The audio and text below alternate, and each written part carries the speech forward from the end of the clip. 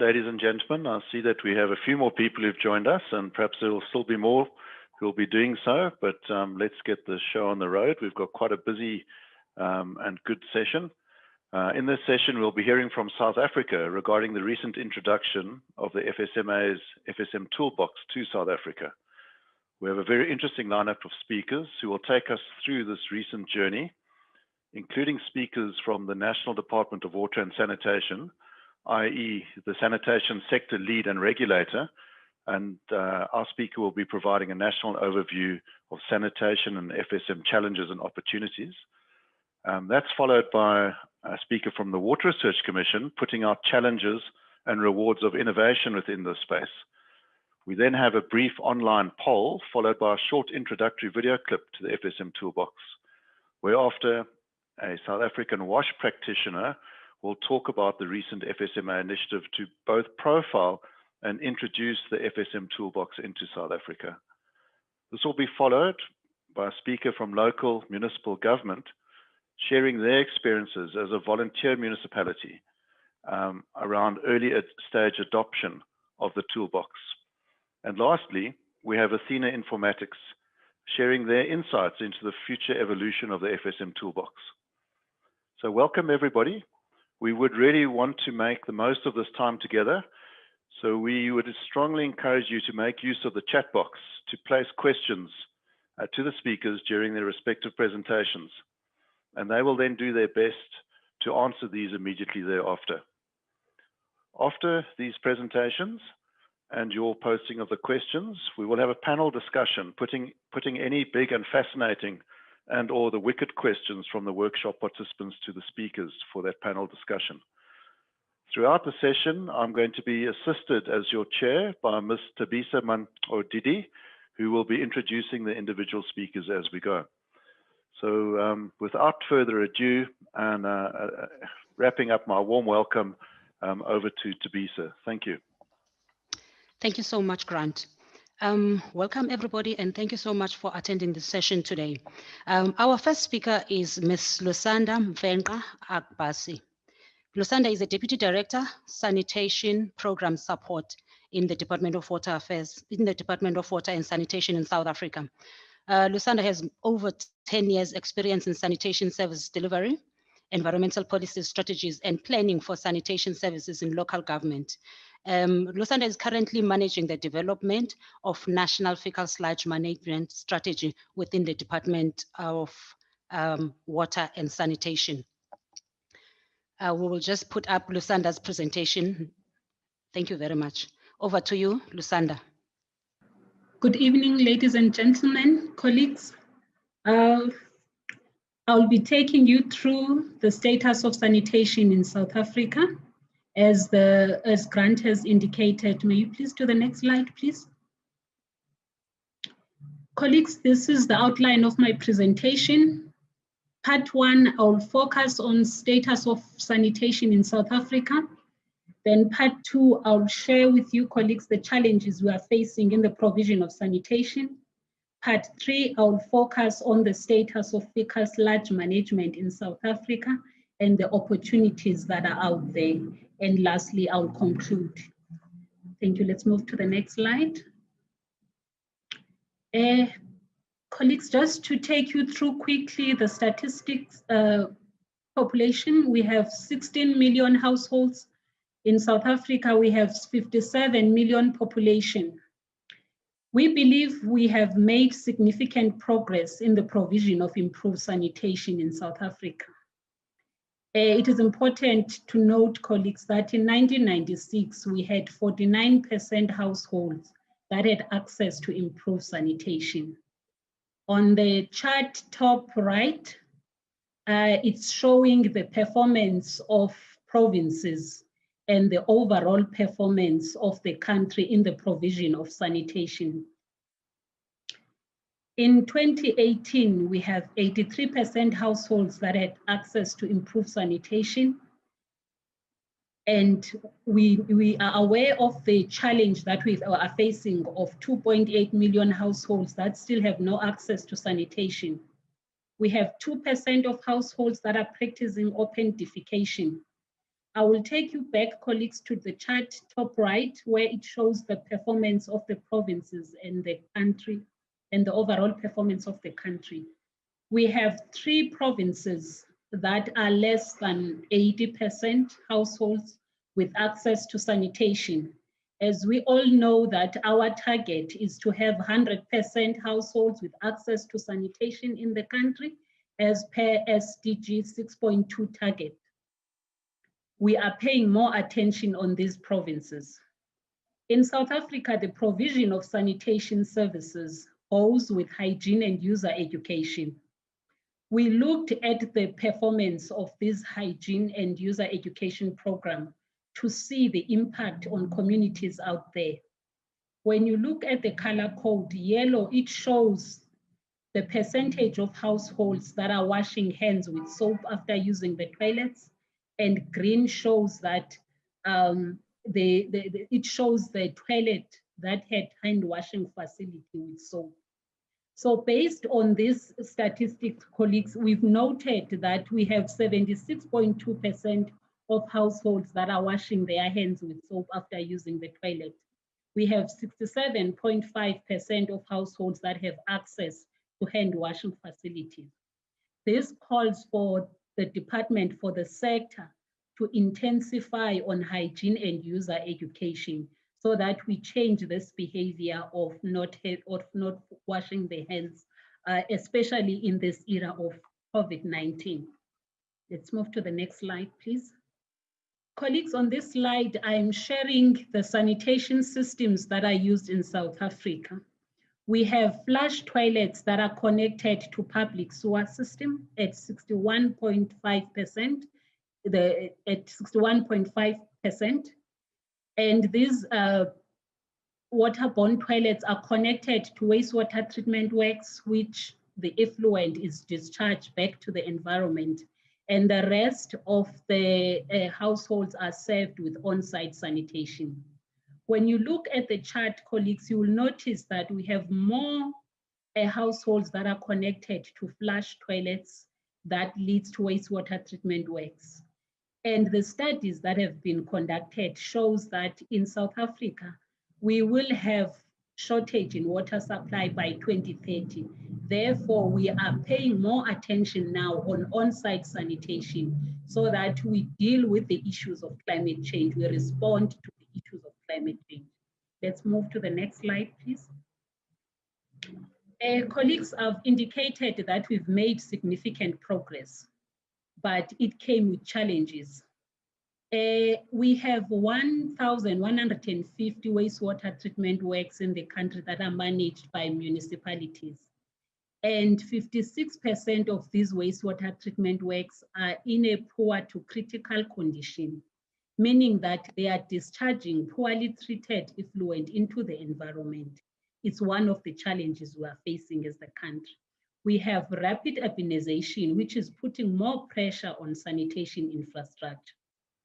10% of the households that have been served with on-site sanitation have full pits. And now we are concerned that they will revert back to open defecation. As the country, we haven't given much attention to fecal sludge management for non-sewered sanitation compared to the wastewater treatment works. As a result, now we have a lack of infrastructure and appropriate sanitation technologies across the sanitation service chain. We have limited regulation and enforcement frameworks for on-site sanitation systems. In South Africa, fecal sludge management is still a fairly new concept that we are treating with caution so that we don't have serious issues in social acceptance of the fecal sludge management concept. Another challenge is lack of data for on-site sanitation systems to support fecal sludge management initiatives. The studies that have been conducted in the country, they show that there's groundwater contamination due to the provision of on-site sanitation. These are the challenges we are experiencing, colleagues, in the provision of sanitation. However, the department has made some initiative. Let's move to the next slide, please. Let's move to the next slide.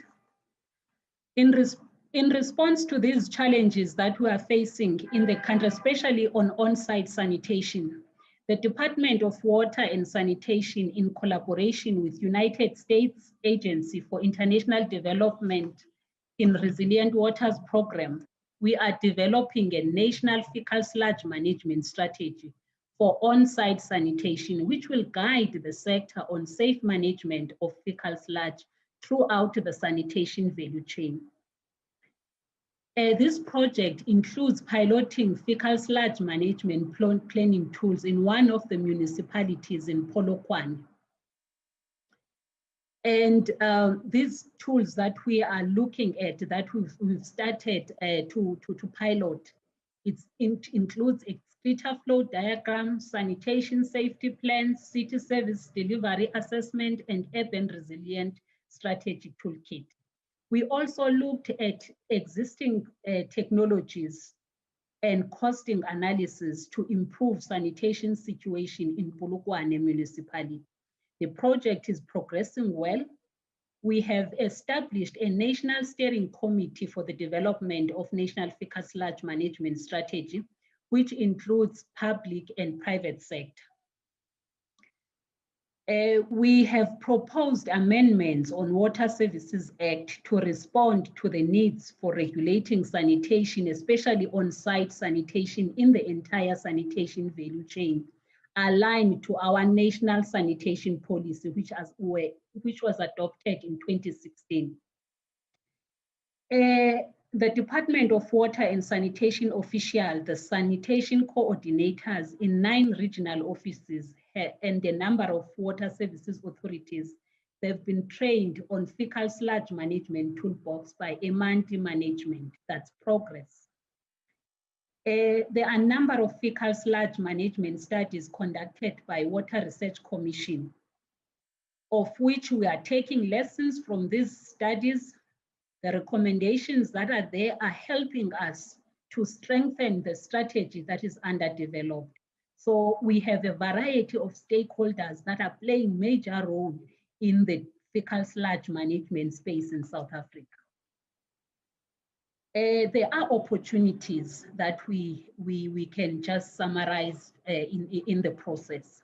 Let's move to the next slide. The first opportunities for the stakeholders to participate in the development of national fecal sludge management strategy, to shape the strategy and to strengthen the strategy together. There's an opportunity to review regulatory and enforcement framework, especially on on-site sanitation, to ensure that there are provisions for the entire sanitation value chain. There are opportunities of accelerating the processes for technology assessment and accreditation to ensure a variety of sanitation technologies are available. As I've indicated on the slide, colleagues, we had few on-site sanitation technologies, but now we are focusing on fecal sludge management. There are opportunities now to accelerate the processes so that we have a variety of technologies to choose from. We are collaborating with private sector on innovation, data sharing, manufacturing sanitation products, and as well as marketing these sanitation products. There are opportunities on capacity building. As I've indicated, colleagues, this concept is fairly new, so the sector needs to be capacitated. We would like to explore various models of working with private sector in the entire sanitation value chain. The fecal sludge management tools that are available will assist, especially local government, in planning to ensure that we are planning for the entire sanitation value chain. The intention is to adopt tools like sheet flow diagrams, sanitation safety plans at a local government level, so that all these tools are institutionalized, so that we provide a service to the communities out there.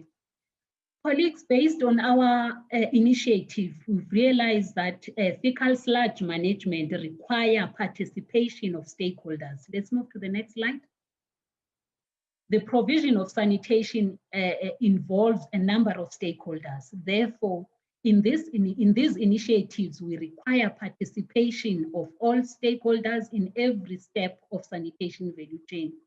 And we believe that the development of National Fecal Sludge Management Strategy establishes a sustainable management and regulatory framework for fecal sludge management in order to ensure its collaborative implementation by the sector. Colleagues, as I've indicated, we've been engaging with a number of stakeholders in the form of national steering committees, as well as bilaterals where we engage with various organizations. And the response we've been receiving is positive and encouraging. And you could see that the organizations and number of public sector stakeholders, they are willing to support this initiative. They see the importance of having a national fecal sludge management strategy in the country. So colleagues, as I've said, we believe where there's a will, there's a way. Thank you so much. Over to you. Thank you so much, Lusanda, for that fascinating work that your department is doing. We really appreciate that. Colleagues are neglected to mention that anyone that's got a question, please drop your question on the chat, and then we will take all the questions during our discussion session later. Our next presenter that we are going to be listening to now is Dr. Sudhir Pillay. Dr. Sudhir Pillay is a research manager for water and water and sanitation features at the Water Research Commission in South Africa. Mr. Pillay, Dr. Pillay also has more than 10 years of experience in water and sanitation industry, and he is currently responsible for the strategic molding of non-sewer sanitation RDI portfolio. Over to you, Dr. Pillay. Thank you. Hi, everyone. Nice to see everyone virtually. The presentation I made today, it's been adapted for South Africa. So when you look at this, look at how you can adapt it for your own local context. So I'm going to go quite quickly through some of the slides, just give you a snapshot. Any further things you would like to ask, you can put on the chat. Well, this is pictures of South Africa and the diversity of South Africa. You have high-rise buildings, wonderful, beautiful harbors, but you also have the low-income part, the informal settlements, government-sponsored households. And so when you look at challenges for cities, rapid urbanization, climate change, water security, energy constraints, these are common consistent themes throughout the developing world. Cities tend to have a mix and match approach to sanitation, especially developing countries. We'll have sewers and non-sewage systems, and depending on the level of development, there will be a skew to either side. We tend to have a binary engineering approach where the flush standard is always considered the gold standard from an engineering approach, from a user approach. And this is a slide that shows an aerial photo. So where you're born and live determines what type of toilet you use. And so you can see the right is very affluent places. They have a flush toilet. On the left, you probably would be with a non-sewage sanitation system. My colleague already presented this. This is an overall statistics for South Africa. We have 65% sewage, and the rest is non-sewage type of systems, mostly dry latrines. Why can't we sewer the country? There's different reasons. It's mostly related to cost and technical capability to do this. This is an example of us trying to actually implement full-scale sewers where they weren't before. As you can see, the dam room level went low and people couldn't flush anymore, so they reverted to using the old dry systems again. You also had a lot of people who were using the sewers, the flush toilet, or without any a proper maintenance of the sewer systems. A lot of this leaked everywhere. If you look at the cost ratio, supers are definitely more than on-site systems, sometimes up to 9 times more than a latrine system. And so we always ask this question, why can't we redesign toilets? What makes a flush toilet desirable? I usually ask my mom, she always says, I can clean it, I can flush it away. Those are constant things. Do we always have to use 9 liters of water? Do we need sewers? And those type of questions. If you look at the composition of feces, most of it's water, but then you have these fiber, fat, and dead material. A lot of this can be converted through engineering processes into valuable products.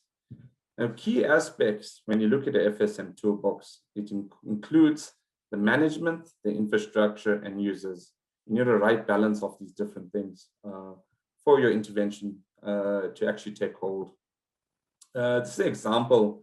Early in 2000s, when the municipalities put in urine diversion toilets, much better technical option than a VIP. But there were challenges picked up along the way.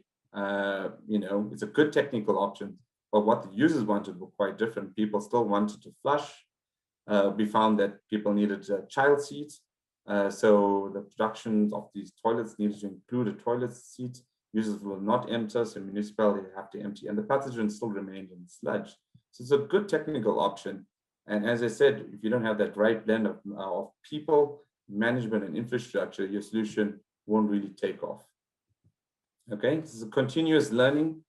This is a communal evolution blocks on the left is a good managed system, and the right is not a good managed system. So here the infrastructure was good, but they didn't have, on the left, you had someone that will clean the toilet, and on the right, you had someone that didn't clean the toilet. And that comes onto the management approach. So always come back to this sustainable sanitation. You need these three things to come together: the infrastructure, the management, and user behavior and experience. These are examples from our studies on school toilets. You know, we had some unfortunate incidents of kids falling into toilets. This was a new school, relatively new, 2010. By 2013, these toilets were all destroyed. So there's no management in place for these type of systems. We're always looking at new toilet systems. As I said, redesigning the toilet system, and we have this program where we're implementing many of these systems in South Africa.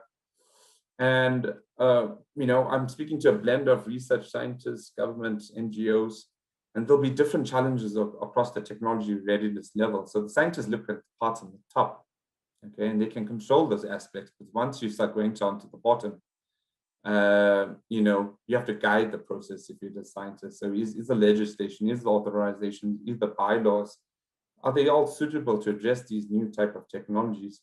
Also, when you start looking at circular economy approaches, there's a whole lot of other different aspects that need research and need to do the market research. You need to know if the policy enablers are suitable for a lot of these new type of technologies and what we aim to do. This is UCT. They developed a waterless urinal, and it can convert the pee basically into a liquid fertilizer. Now, this was a very rudimentary version. They did have upgraded that version. They've also made bricks from pee. So the concept from the TR level we have developed. The next aspect is actually looking at this from a business perspective. How scalable is this type of process? What type of scaling would we need to make this profitable? This is our pore flush system that we developed at the WRC, and it's now being scaled. So basically the concept from Asia was taken, but now you have a sitting pedestal and people wipe. So it's not a washing culture, it's a wiping culture. Can you flush this? We have different systems that have been developed, but this is the map of how fast we move these systems. Okay, so it took 5 years from TR level 1 to TR level 9. Okay, and we have a bit of a critical mass if you look on your right in terms of implementation of this type of system. It's just because people like the system and they like this ability to flush. We've done a lot of surveys finished last year on a lot of these systems. People still like a bit more convenience and have a bit of a system, a low flushing system. So that has been produced as part of the technology. There are a lot of re-engineered applications that are being demonstrated and field tested in South Africa. This is the latest one that came to South Africa and it's been placed into school. Really looks nice. Also, everything's being recycled, reused. This is another picture of it. And as I mentioned before, to support a lot of these new technologies, and we're talking about the TR level 6 to 9, you need to actually have a program in support. So we at the WRC, we have this SASTEP program. It gives us soft landing for new technology. It provides a research direction, the guidance of why we should choose these new technologies also. So there's a lot of new reports that we're looking at in terms of flushing volumes, how would you install these type of systems, a lot of guidance, technical manuals produced as part of this. We come to the management aspect, a very critical aspect. This is the franchising team. Basically, how a franchisor works is that you have a main business that will train small other businesses in rural areas, provide them with the right training materials. They will go out and do a lot of these projects. We just finished about 2 years ago another extension of this project. This is some of the franchising actions. We served about 90,000 students using this type of model. There were a lot of business development linked to sanitation also. We developed also school sanitation guidelines. You know, we find that the mop that's used in the kitchen is the same one is using the toilet. So having these cleaning protocols, like how you have in your office block for schools and provide this very easy learning, how you would clean, how you would wash. These are very important things. Also, if you think about the COVID situation, having these proper cleaning protocols in place. We managed to get this model into practice. One of the FMCG companies extended this to 150 schools. So that's how we, through these different types of partnerships, we can take innovation up and scale. So it's just about getting the cleaner and recognizing cleaner, having a proper job specification and those type of things. We look at the circular economy aspects of sanitation. You know, instead of disposing everything, can't we reuse it?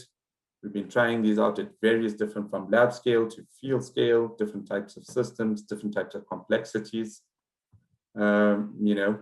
But the latest part of our research is if you really want to make revenue, you have to look at the quantity and quality of your recovered products. And this is a case example from Switzerland, where the product that was developed from urine meets a specific standard for reuse. And so a lot of our research in South Africa we're currently underway is looking at this whole chain and looking at the actual specifications according to industry and commercial standards. Appealing this toilet design is very another part that's really adds upliftment to the sustainability of these systems. Limiting vandalisms. If you look at the diagram on the right, we have these little alleyways where the cistern is hidden. And so you can hide the cistern so no one can remove these things. We find that a lot of these communal blocks, it's one of the first things to get broken is the doors and the cisterns.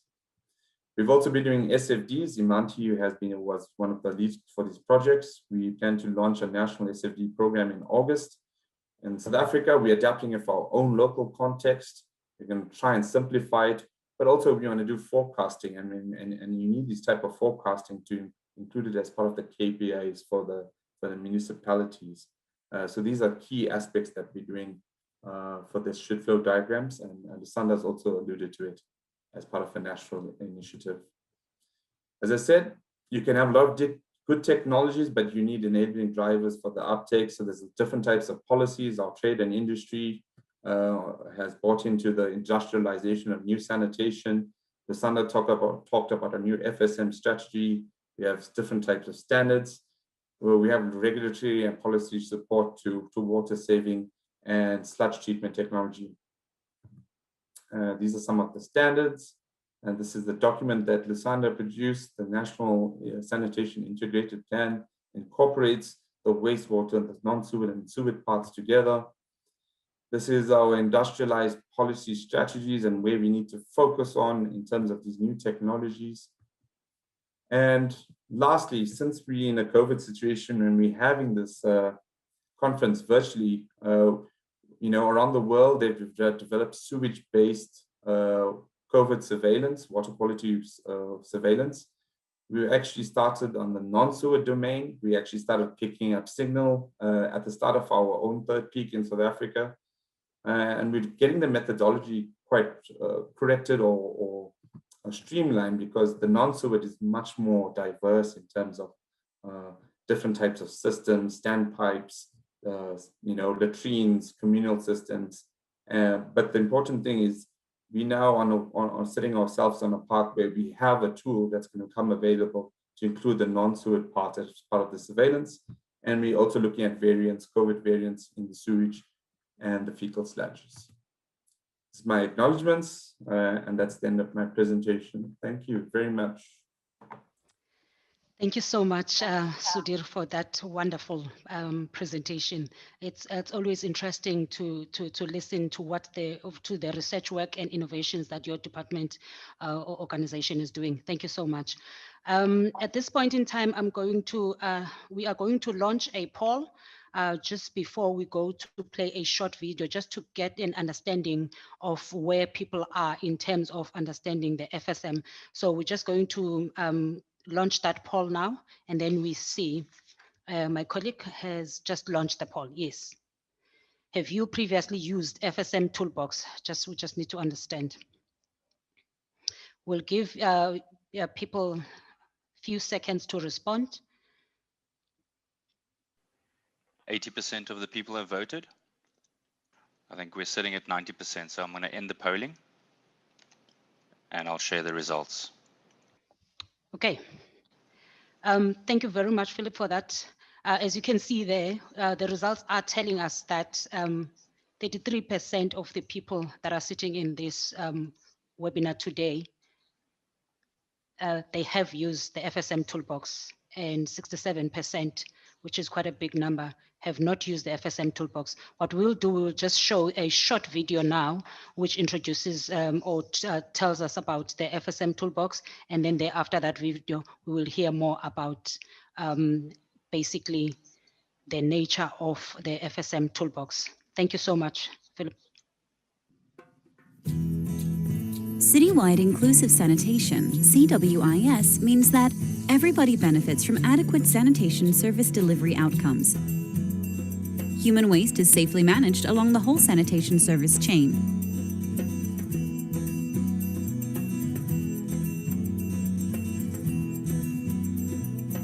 Effective resource recovery and reuse are considered. A diversity of technical solutions is embraced for adaptive, mixed and incremental approaches, and on-site and sewerage solutions are combined in either centralized or decentralized systems to better respond to the realities found in developing country cities. Fecal sludge management, FSM, which is the collection, transport, and treatment of fecal sludge from pit latrines, septic tanks, or other on-site sanitation systems, is one essential component of citywide inclusive sanitation. The FSM Toolbox offers a suite of tools, guidelines, case studies, videos, and other resources to assist practitioners and policymakers to assess their performance on managing fecal sludge and formulate strategies for infrastructure improvements, institutional reforms, and financial mobilization for sustainable and effective FSM. The FSM Toolbox has two main product features. The first is the FSM Assessment Tool. This tool is designed to assist users to undertake a 360-degree self-assessment of the status of FSM in the city and generates a city FSM score supported by a detailed assessment report, which serves as a starting point to identify areas demanding greater attention. So, if you're looking to generate a citywide baseline on fecal sludge management and identify areas for improvement, we encourage you to use the assessment tool. The second product feature is a planning toolkit, which offers a suite of tools that is designed to assist users with questions such as, what is the most appropriate treatment technology for my city? Or, how many desludging trucks does my city need? Every product has a data-light rapid version and a survey-based geospatial version called the FSM Pro Series. FSM Pro versions of the tools are powerful geospatial tools that allows you to collect, track, plan, and visualize all your data and your decisions geospatially real-time. The platform has several attractive features and functions too. It allows you to save your data, generate attractive maps and infographics, and track your progress over time online. It also assists users on how best to collect the data through hints and suggestions. The platform offers a search-friendly library of resources on procurement templates, policy documents, and guidelines. The tools and resources are available in 4 languages, namely French, English, Lao, and Bangla. Let's get started. Thank you so much. At this point in time, I am going to call upon Unati Jack, who is going to tell us more details about the FSM Toolbox. Unathi Jack is a WASH specialist from Imanti Management.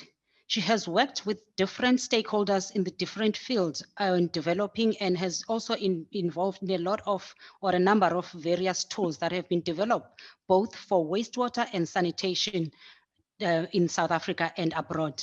At this point in time, I will just ask for Unathi's presentation to be up, and Unathi will take over. Thank you. Okay. Not sure if you can see me because now I've switched to my phone screen because the computer is giving me problems. I cannot connect. Okay. Unathi, yes. sorry, just we can see you clearly, but the presentation is not in the presentation mode. It needs to be taken into the presentation mode. Whoever's doing that. It should be there now. It is now. It is now. I can see, yes. Yes, I can see the presentation there. Okay. I'm going to tell you about how we in South Africa carried out the rapid profiling of FSM toolbox. Next. Remember, colleagues, that there are different role players in fecal sludge management. Therefore, it's all about perspective as to where each of those role players are sitting, and as individuals, and also as a collective in terms of the whole sector. And next. The project that we conducted, we were appointed by FSM Alliance to conduct a short-term profiling project, and which was approximately 4 months. So that was a short-term project with the main 3 objectives. Number 1 was securing a high-level sector lead sanitation sector awareness, that when we talk about sector lead, we're talking about the Department of Water and Sanitation, as you've heard Lusanda speaking before. We also had to provide technical opportunity to profile FSM toolbox to the municipal sector as the users or the potential users, and also conduct in-depth skills transfer and user experience assessment to assess how will this function in South Africa, looking at whether the data is available, how can this be conducted to get the experience from the user. So you can see that then that means we wanted a balance between the potential users or the users and the sector stakeholders. Next.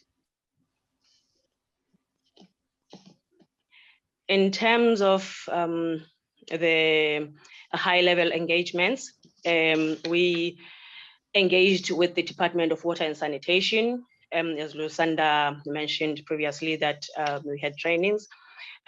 So we introduced this concept to them, which was very much welcomed.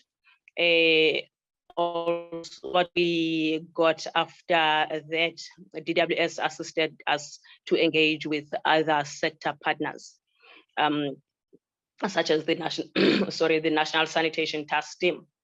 And from there, the department saw it necessary that we introduce this to other stakeholders, and that was done via meetings, workshops, just to familiarize DWS with FSM toolbox. And next. What worked well in terms of that high-level training engagements with the national sector lead was that the department, as I mentioned earlier, and also you've heard from Lusanda, that the department is in the process of reviewing the policies. It was a great timing for them. Also, the department saw it necessary to include not only the national department, but the regional heads as well in terms of the training to get them trained on the FSM toolbox. And next. Okay, so mentioned that department is in the process of updating this. So the introduction of FSM toolbox has assisted a lot in terms of that. That was the department's representatives in all 9 regions were trained on FSM tool, or they were introduced to the FSM toolbox, and they were trained on basically how does it function, how it can assist the department and the municipalities. It was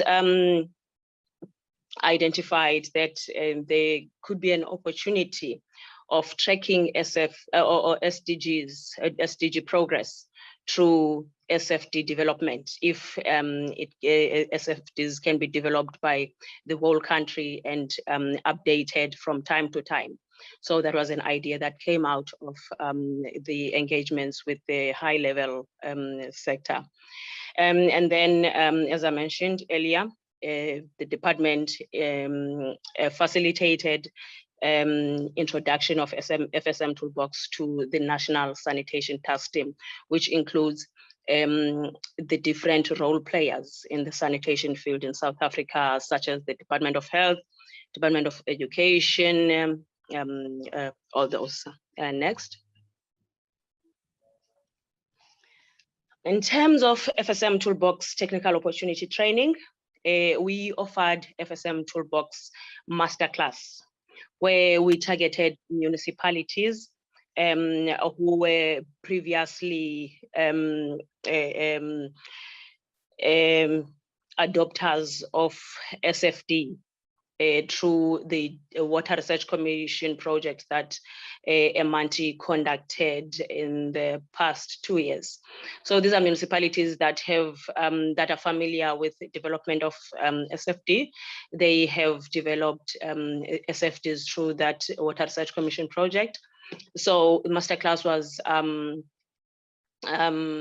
conducted with those municipalities, and that was 7 out of the 9 municipalities. This was done in collaboration with the recognized masterclass lead in the municipal space, which is the Municipal Institute of Learning Mile at eThekwini. We co-opted the sector leaders during this masterclass in profiling and supporting the program, where they gave presentations from the sector. Lusanda was there presenting, Sudhir was also there, and our South African Local Government Association was there. So the municipality or the users saw that, sorry, the sector is working together on this, and Emanti has got the support of these other departments. We also used other workshops and webinars, suitable platforms that we saw fit to also introduce FSM toolbox. Next. What worked well now in terms of these master classes? Obviously, this was conducted during the time of COVID, and we had to conduct it online. However, it was well attended, and the participation was great. And the municipalities were enthusiastic about FSM Toolbox. And we also found other platforms such as the Water Institute of Southern Africa, where we conducted a webinar introducing FSM Toolbox, and also other projects that are also overlapping. We introduced FSM Toolbox and SFDs such as the USAID project that we conducted in Limpopo. Next. What you can see now in this slide, the type of feedback that we received from the municipalities when we conducted these trainings. For example, if we just take the first one, that participant, they indicated, I would appreciate it if we can have further sessions each and every year. So which means the participants realize that this shouldn't be a once-off thing. However, there should be a recap, and also there are new things coming in the space from time to time. So it would be very important to keep people updated. Next. In terms of in-depth skills transfer and user experience, from the municipalities that participated in the Water Research Commission SFD project, we asked for a volunteer municipality. And Utukela DM, who will be presenting later from KwaZulu-Natal, was the first to volunteer. So we introduced the project to them. We discussed how are we going to conduct this. So it was a collaborative, and we collected data, which was a collaborative and supported data collection and data loading on FSM Toolbox. So we worked together in terms of that, Emanti and Utukela, in loading data and interpreting results and all that. Next. The municipality will be providing more details on their experience in terms of this project. However, just to mention a few of the positives that came out of this, it was indicated that FSM Toolbox does highlight where data is lacking. It's an eye-opener in some of the aspects. For example, they never thought as to, okay, is this a municipal land, is this not?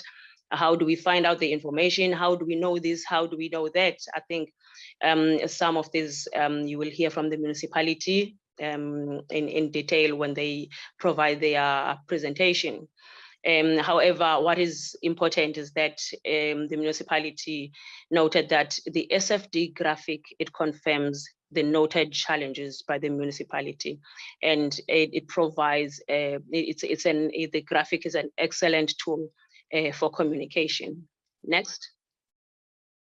And the challenges that were noted by the municipality was that it's quite time-consuming exercise. It was a time-consuming exercise initially. Though I think the presenter will indicate later that, well, they find that it was worth it at the end. Because it may require driving around, taking coordinates, collecting all that kind of data if you want for planning. So it's not a one person's task. You cannot just say there's one allocated person who does this. However, if there's one person, then the person has to facilitate and coordinate all this with different departments and different people. Also, it may not only be municipality involved, but information may be sourced from other stakeholders and role players as well. So I think more of these you'll hear from the municipality next. The implications that were highlighted with that, okay, I've mentioned some of these. I think I will leave this and then for the municipality to tell us more about this. And next.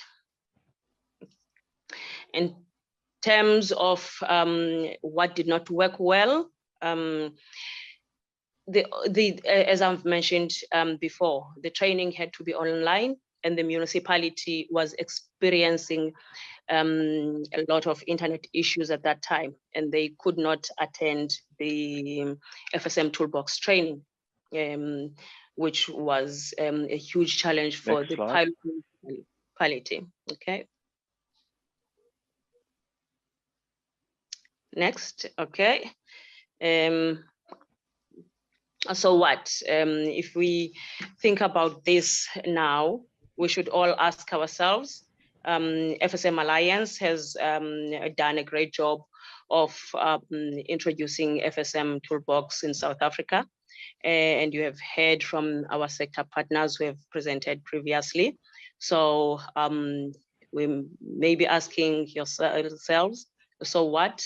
What I can only say at this moment is watch the space.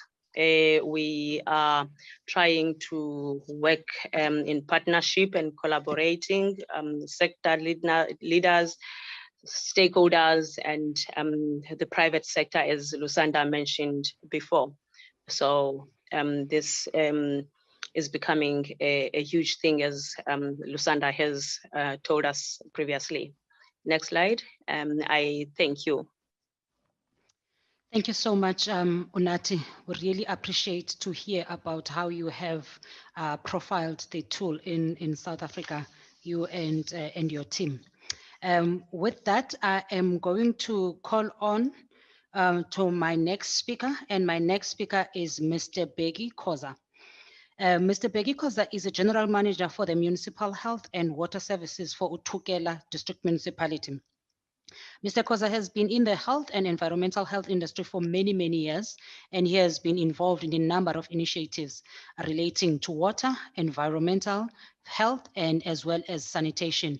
And at this time, I will ask for Mr. Khoza's presentation to be up on the screen and give over to him. Thank you. Thank you, Program Director. Good evening to all the colleagues internationally. The uThukela District Municipality will be sharing the lessons that we learned in utilizing the FSM toolbox. Let's get to the next slide. This is a glimpse of our municipality. It consists of 3 local municipalities because we are a district municipality. That is Alfred Duma local municipality, Nkosi Langalbalele local municipality, as well as uKhahlamba local municipality. You will see that there are small towns under each local municipality. Next slide, please. And also, this is a glimpse of the wastewater treatment works that we have in our municipality. There are 9 in all. In our bigger local municipality called Alfred Duma, we have got 4. And in our uKhahlamba, which is a smaller local municipality, we've got 2 wastewater works. And then in Nkosi Langalbalele, we have got 3. Next slide, please.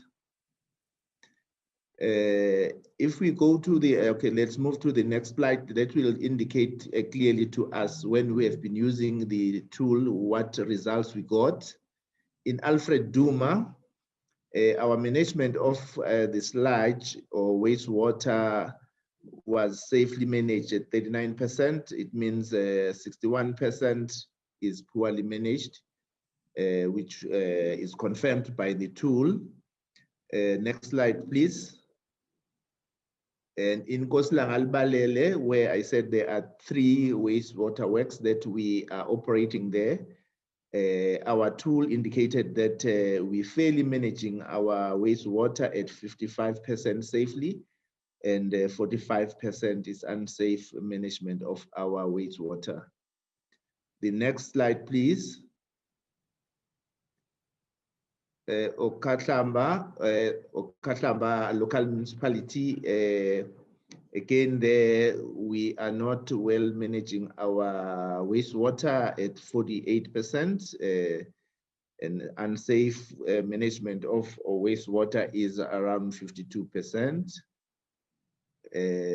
Next slide, please. Next slide, looking at the service delivery in our municipality, we have classified our management of waste according to the colors there. On the enabling environment, if you can go to the next slide, we've got green, yellow, and red. Red, which means we are bad.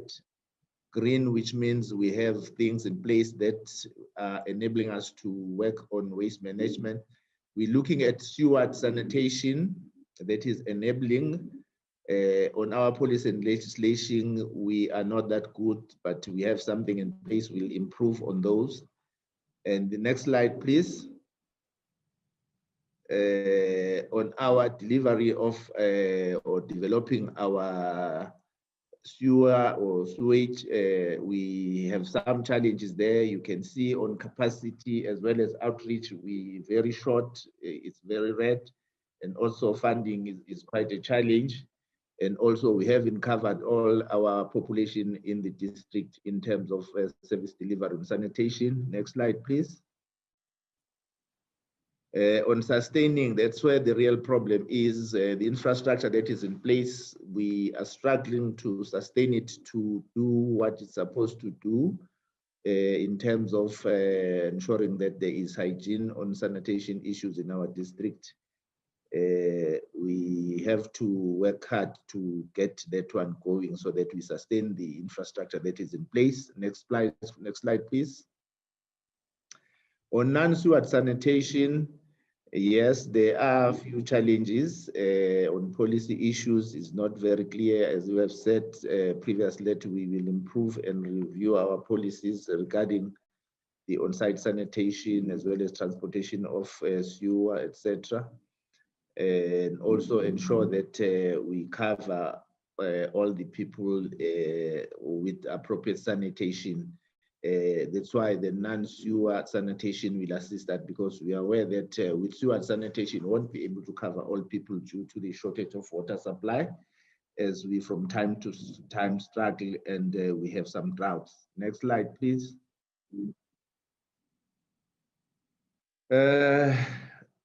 Also on the issue of the sewer, non-sewer sanitation, there is a problem of funding that we still have to get in order to ensure that all our communities have got appropriate sanitation.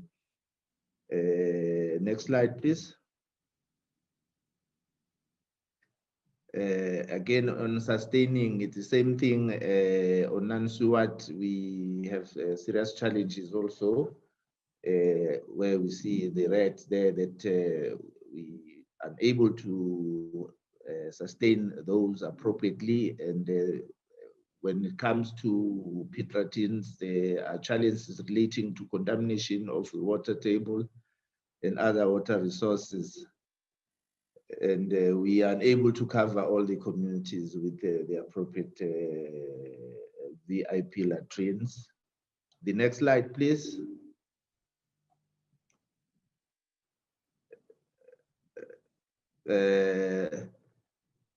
Thank you, Chairperson. However, we have a plan to deal with the challenges that the tool has given us. We have a business plan that is in place.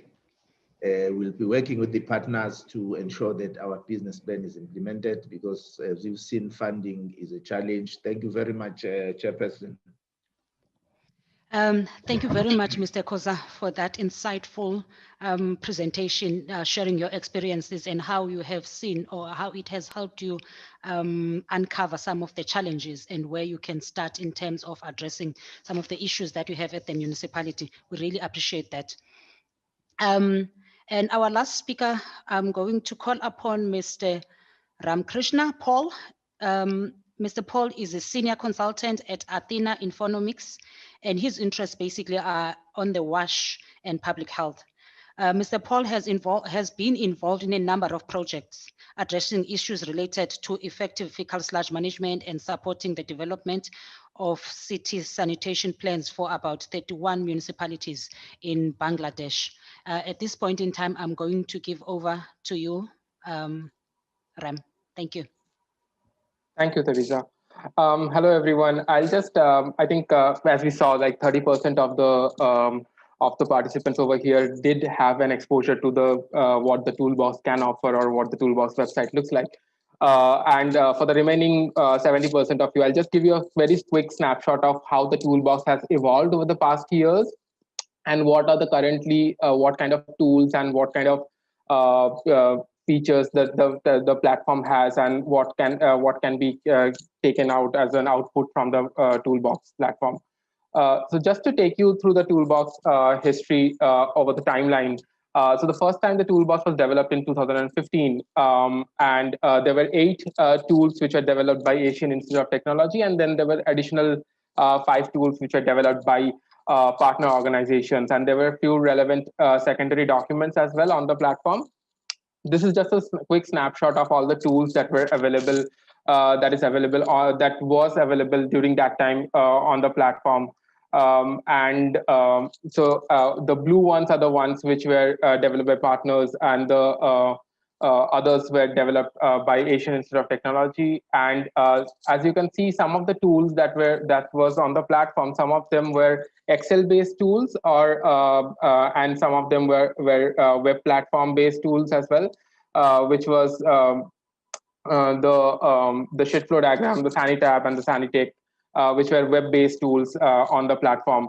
What we saw on the platform on the toolbox initially was that the tools and the documents were laid out across the FSM program workflow, and based on the user typology.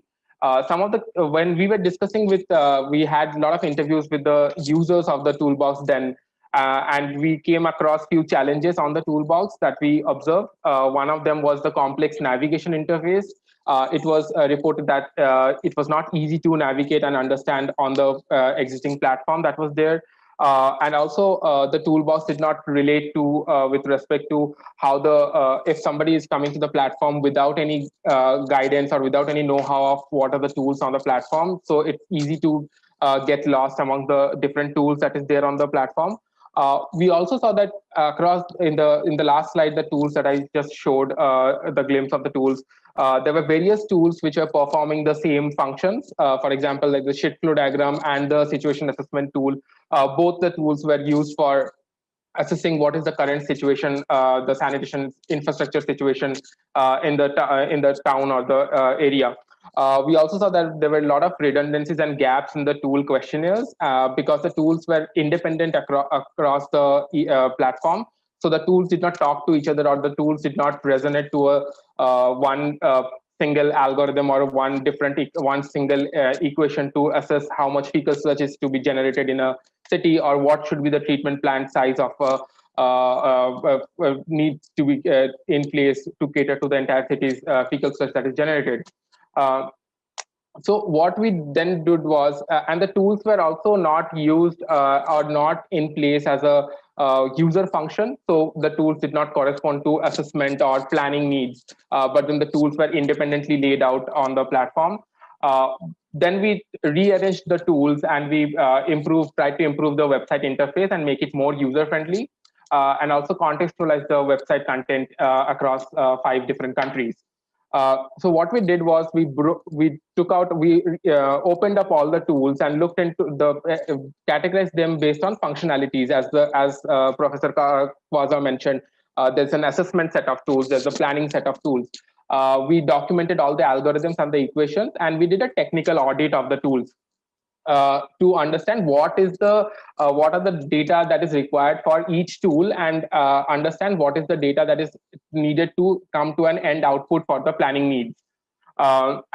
We did a technical audit of all the tools, and some of the tools were not considered under the technical audit, either because of the developers' intent to commercialize the tools, or the scope included water and wastewater management as well.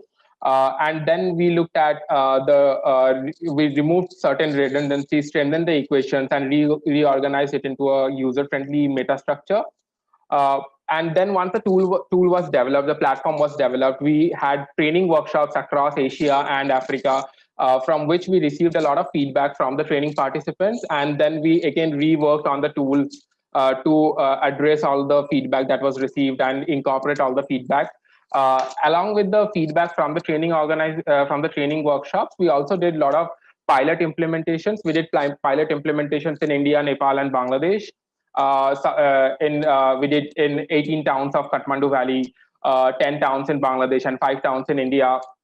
And currently it's being implemented in Africa as well. So all the learnings from these implementation, what are the challenges? A lot of challenges, and I saw in the chat box as well, a lot of challenges. Initially, when we were trying to implement it, a lot of challenges came across with respect to the data that needs to be collected, with respect to the mobile linked data collection, survey applications as well, a lot of bugs as well. We tried to address all of them, and then we currently the tool as it is right now. So the tool is free of bugs, but and we are right now implementing it in, as Professor Kwaza just mentioned, in from his implementation. So all this feedback, they were incorporated into the tool so that the tool is now user feedback incorporated and addresses all the challenges. So currently the toolbox as it is right now on the www.fsmtoolbox.com.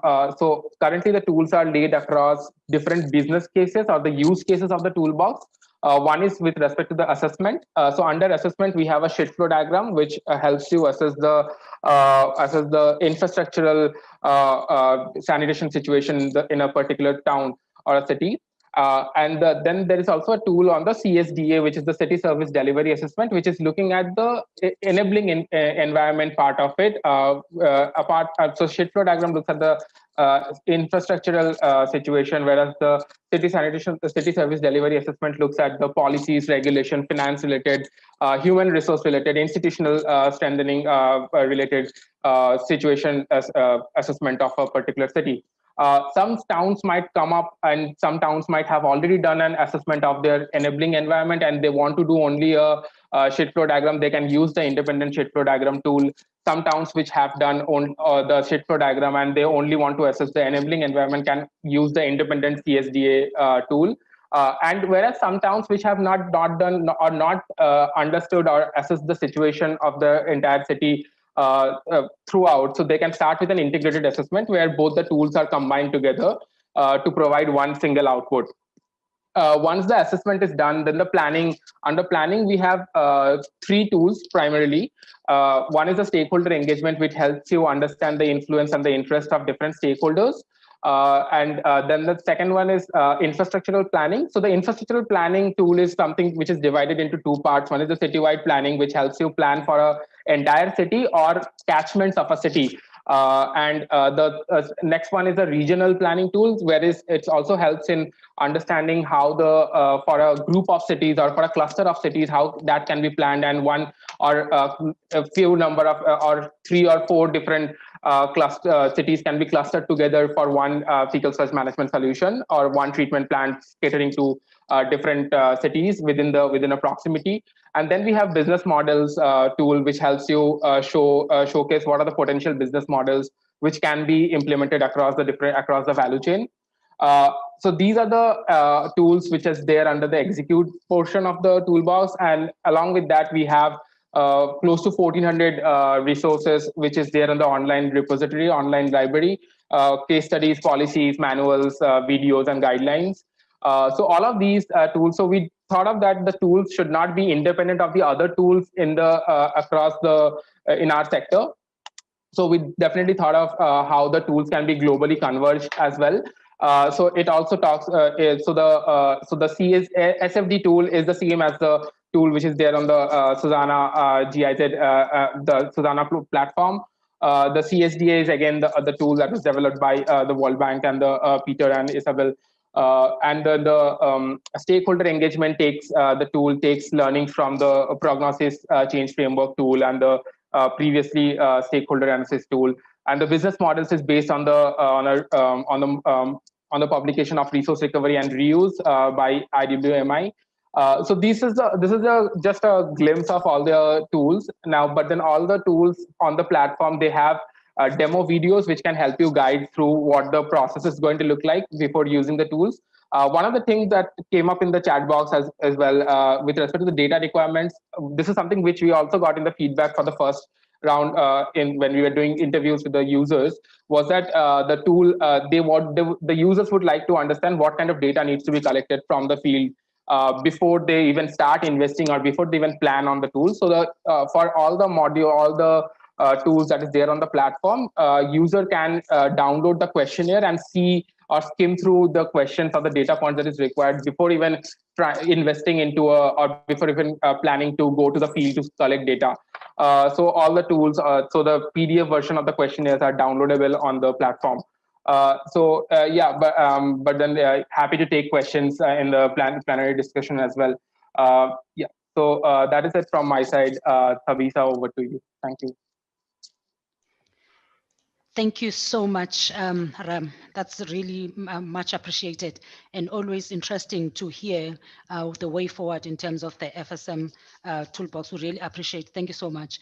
At this point in time, I am going to call on Grant McIntosh to lead us on the panel discussion, and I would also ask our panelists to just switch on their videos so that we can have time to chat more on the panel discussion before we close the session. Thank you. Over to you, Grant. Okay. Well, thank you, Tabisa, for doing such a great job of keeping the flow going. Thank you to the FSMA team in the background, Jan and Ava, who've helped us, and then to each of the presenters. Really, really good presentations and excellent timekeeping. And I think also especially very good responding to the questions in the chats.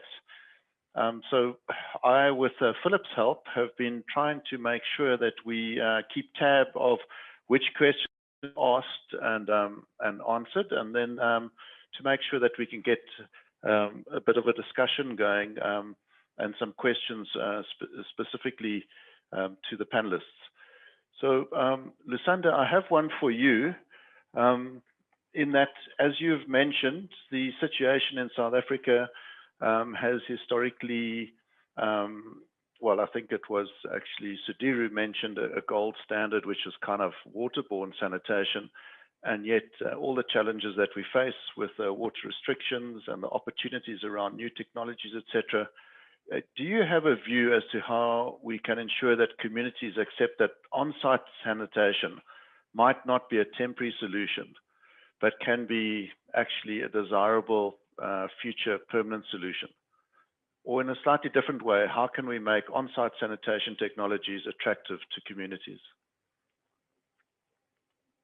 And anybody else is feel free to help Lusanda respond to this question. Okay, thank you, Grant. Let me try and answer the questions. I think the first thing that we need to pay attention to is to engage communities and leaders on climate change issues. Communities need to understand countries' vulnerability to climate change. For instance, in South Africa, we've got low and variable rainfall. Therefore, our water supply is limited. Therefore, when we are making decisions on sanitation systems, when we engage communities in these issues around climate change, they will see a need. Here in South Africa, for instance, Western Cape, you will share that you've experienced the serious prolonged drought season where you had to rely on bottled water and try every other available opportunity to just to have water for basic needs. Therefore, we need to opt for on-site sanitation. Government has started in our National Water and Sanitation Master Plan. We are saying let's move towards non-sewer sanitation. We don't have options. We don't have water available in our country. So when we make it in such a way that it shares information, we are transparent about issues and reasoning behind going for on-site sanitation, and also budgeting for operation and maintenance for non-sewer sanitation. As I've indicated in my presentation before, our focus was on sewer sanitation. Even the operation and maintenance, the focus has been given there. But in terms of on-site sanitation, we've been providing a service and lacking in terms of operation and maintenance, then it's not attractive to people because they want a system that is given attention. If the pits are full and they don't know what needs to be done in terms of pit emptying, then I would opt for gold standard, which is given more attention. Thank you very much, Lusanda. And I think you've led on to two questions which can follow from that. The one is that we need to embrace these innovations, which I think Sudir was alluding to and describing to us in support of those climate change responses. So I'm going to pose a question to Sudir about what do we need to change to increase innovation uptake from his perspective.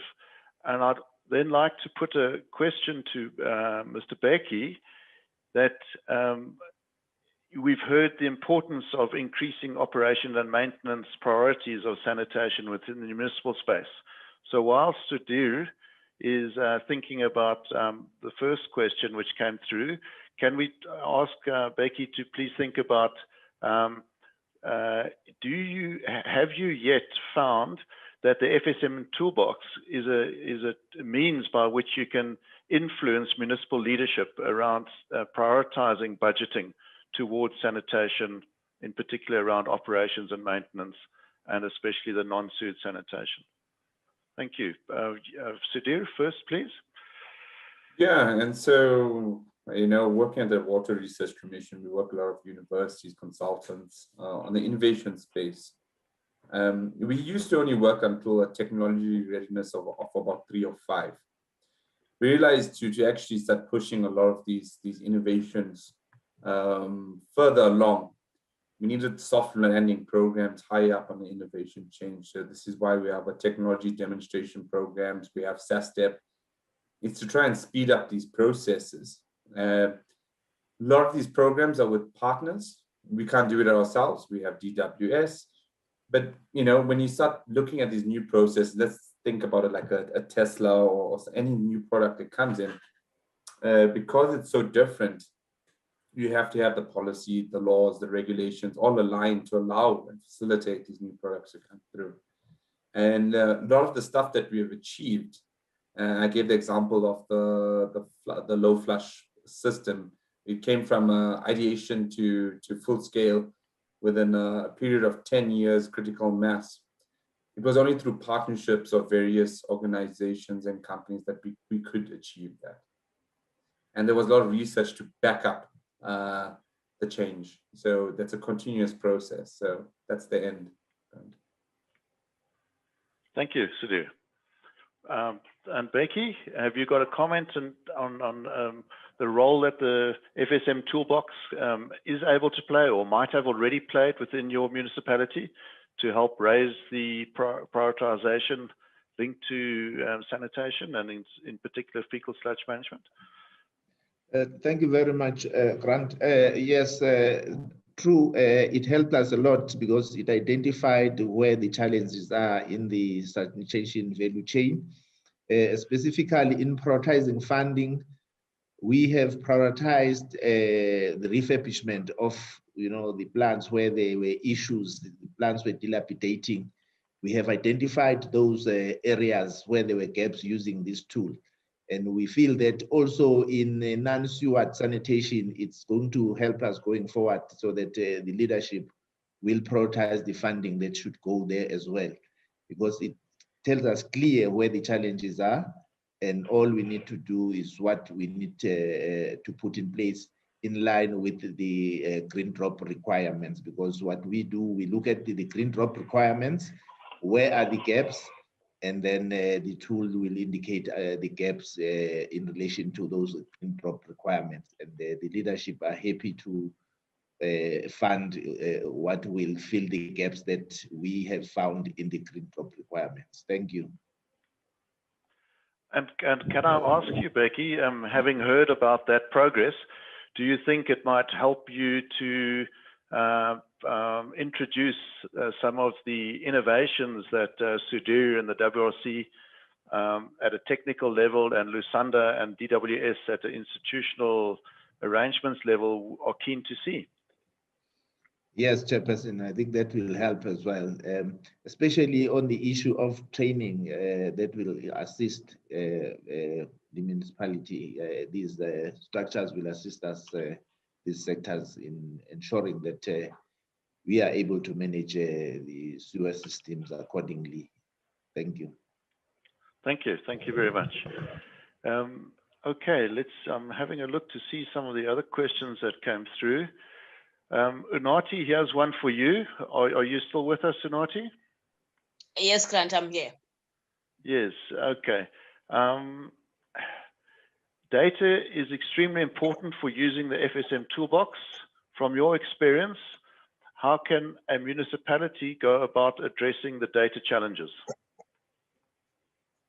What does a municipality need to do to start using the toolbox? Philip de Souza, my colleague, always says the most important thing is to start. It doesn't matter how much data you have. Yes, you may not have all the data that is required. However, start small, start with what you have. Start and the toolbox will assist you in identifying where your gaps are in terms of data. And then once you know what kind of data you don't have, then you will know where to go and try to find that data. I think I should mention that data or SFD development, or even using toolbox, should be considered as a progressive tool, because I don't think there's anyone who has ever had all the data that is required. The other thing that the toolbox assists in, it assists in conducting surveys. If you do not have data, there are questionnaires that assist in terms of going out there and collect that kind of data that is required.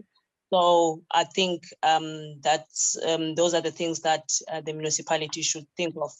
Don't think you will have everything, just start small, then progress.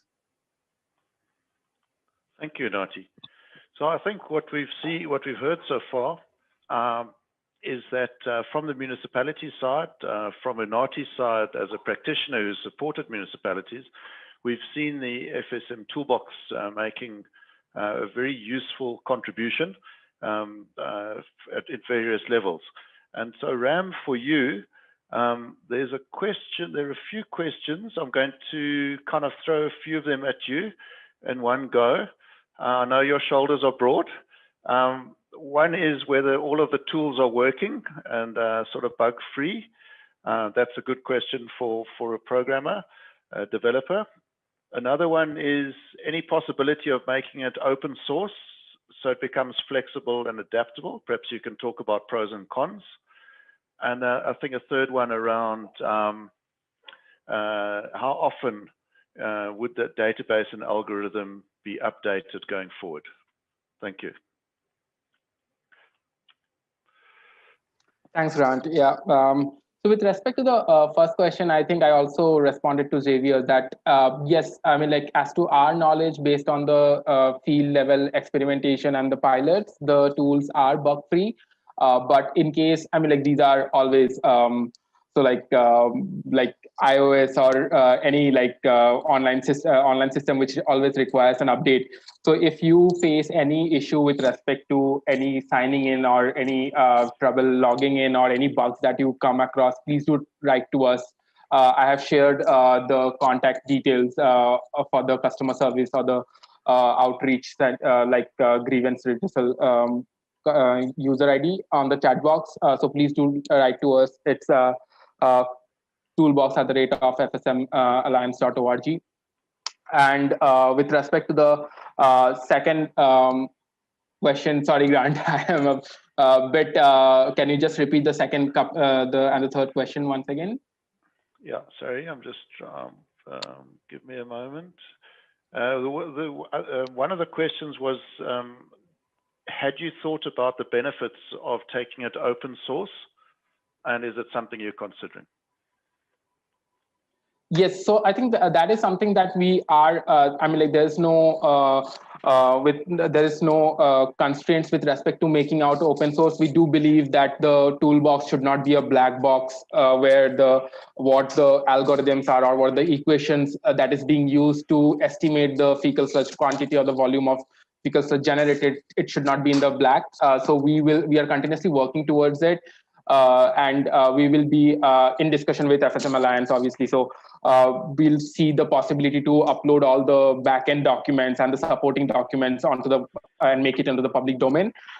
With respect to, and I'm also seeing Stefan with respect to one question on the where the data is being saved and data rights. That is something which is one of the primary concerns we also wanted to address. So the data is only accessible by the user. If the user does not share their user ID and the password, it's not accessible to anybody else. And all the data that one is working on the toolbox with is automatically saved. Suppose if you are entering any information for a particular city and you do not have the bandwidth or the time to go through that entire process, as we know that it's a time-consuming process with entering the data. The platform automatically saves your data and it is stored in the My Dashboard on your home screen. You can come in, log in later at any point of interval, maybe after a week or after a month, and you'll still be able to see what progress you have made and what the data that you have already. I hope that answers the questions. Yeah. No, you've done very well, Ram. And I kind of wondered whether you weren't going to refer some of those questions to the people who use it, like Unati, or even Philip for that matter, or Tabisa, because they would have said it's pretty bug-free. But ladies and gentlemen, we are now sort of 2 minutes off where our session will end. I think it's been a great session. I think you have the contact details of all of the presenters. I would like to thank this collaborative led by FSM Alliance and bringing the toolbox to South Africa. It's been wonderful to hear from the national lead through to our innovation owners at the WRC, through to WASH practitioners and the municipal perspective about the practical benefits and value. And then always good to know that somebody like Ram has got our back on all that very important data and making the tools continually improving and beneficial to the sector. So, ladies and gentlemen, I think we're pretty much on track to say thank you very much and to wish you well and to have a good evening. With that, Tabisa, any last words from you? Otherwise, I think we can close the session. Thank you. That's all. Thank you. Thank you.